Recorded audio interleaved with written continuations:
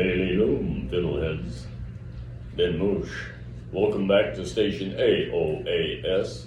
I'm Justice Nonesuch, and I'll be accosting you in this first Omnicast of yet another apocalyptic sekkl. For perspective, I'll start with a review of this date in history. In 1413, Henry V took the throne of England upon the death of his father, Henry IV. In 1602, the United Dutch East Indian Company was formed. 1616, Walter Raleigh was released from the Tower of London to seek gold in Guyana. 1760, the Great Fire of Boston destroyed 349 buildings. 1792, in Paris, the Legislative Assembly approved the use of the guillotine.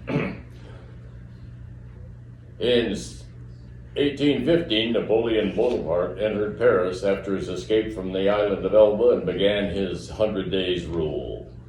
1868, the Jesse James gang robbed a bank in Russellville, Kentucky of $14,000. How much would that be today? In 1885, John Metzellinger patented the shoelacing machine. In 1914, the first international figure skating championship was held in New Haven, Connecticut. 1932, the German dirigible Graf Zeppelin made the first flight to South America on regular schedule. 1990, the Los Angeles Lakers retired Kareem Abdul-Jabbar's number 33. That mention was included as the gentleman in question is an Omni alumni and our staff writer's favorite athlete. In 1990, Imelda Marcos, widow of ex-Philippines dictator Fernando Marcos, went on trial for racketeering, embezzlement, and shoe hoarding. That's with a D.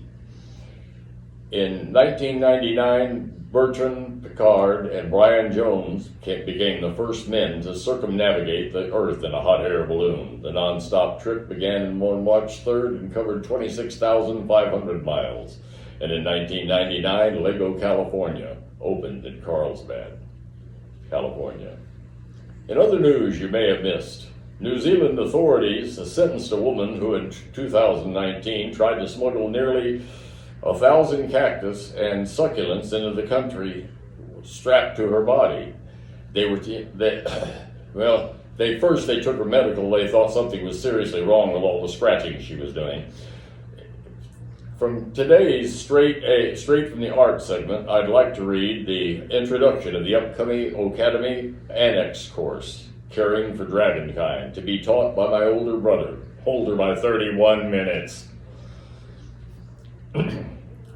Family tradition dictates that the firstborn male of each generation is named by the oldest surviving male ancestor. In our case, great-grandfather Drago Fieraru.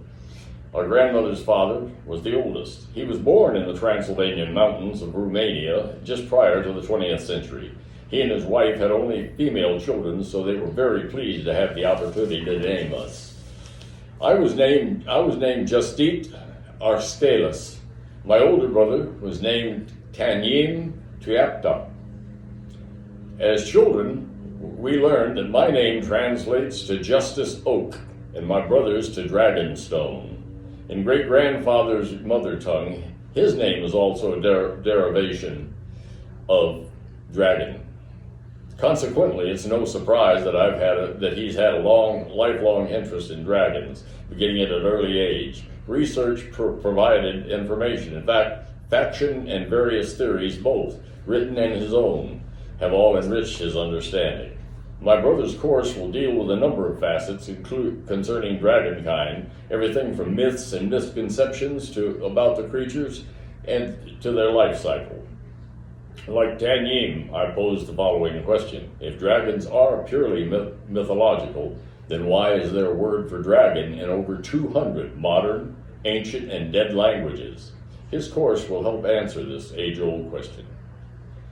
Other Ocademy annex courses currently being offered online include Aroma as Therapy, Individual Element courses, Omniversal Origins, Naturum, Language for Non-Linguists, Paranormal Pursuits, Parenting in a Pandemic, Sluggery Basics, and a Squalix Primer. For those on Gaia and DemQ, you have a number of events coming out of hibernation. Even as I speak, a spring-fall pajama party is being held at Pamela's Tea Room in Garden Grove with a number of traditions specific to the surrender of Gaelida holiday that is most missed this year due to pandromancy. A booklet detaining these midwinter customs is available now as a complimentary PDF. See the link in the description box below if our producer remembers to add it. Next week will feature a nearly sold-out chocolate-themed film dinner in the idyllic garden of the Four Seasons Tea Room in Sierra Madre, just in time to test your Lent resolve. In sports and recreation, the AP reports an ephemeral artwork made with thousands of footsteps in the snow has captured attention near Finland's capital of Helsinki, under the guidance of local resident and amateur artist Jenny Payako. 11 snowshoe volunteers stamped a series of complex geometric patterns on the golf course. Together, the designs resemble a huge snowflake. The artwork, which was completed over 2 days, measures about 160 meters, that's 525 feet, in diameter. Finnish newspaper Helsingin Sanomat said that it would be the largest snow drawing ever made in the Nordic country. The work was designed to be temporary, lasting only until the next snowfall or heavy winds erase the footprints.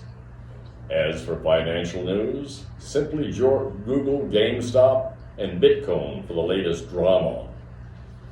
Moving on to weather, as any Etherean can tell you, thoughts become beliefs, and beliefs shape reality. With that in mind, it's no wonder that the extremism going on in our world, and especially in the USA, is showing up in extreme weather. Nigh Ascendant Etherean and Sage Kushin suggests temper your thoughts and the weather will follow suit.